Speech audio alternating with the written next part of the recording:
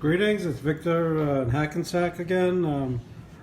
Gonna have some fish for dinner tonight. Went to Costco and got some beautiful skinless and boneless flounder fillets from the US, wild caught.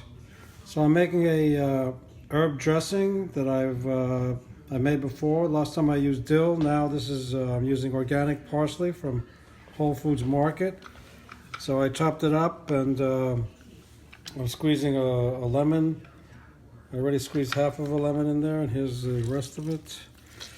And the other ingredients in the herb dressing are Dijon mustard, extra virgin olive oil, grated Parmesan or any other grated cheese that you have, and some panko breadcrumbs. So this will go right on top of the fish, and which I'm gonna make a fish and vegetable medley with spinach, and into the oven 15 minutes at 400 degrees, so it gets the breadcrumbs get sort of browned and the cheese melts, and the mustard and lemon juice, absolutely delicious.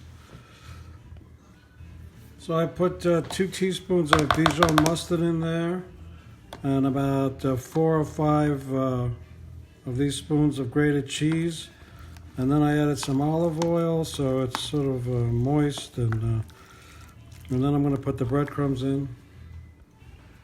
So I've put the breadcrumbs in, and I've tasted it, so it's tart. You got the Dijon mustard, comes through beautifully. Little crunch from the breadcrumbs, and then of course the cheese. Dijon mustard is really one of the best things to use with fish. Forget about mayonnaise, forget about teriyaki sauce. Dijon and fish go together like love and marriage. Enjoy! This evening I'll be making another video to show you how I assemble the fish and vegetable medley with this beautiful organic parsley dressing.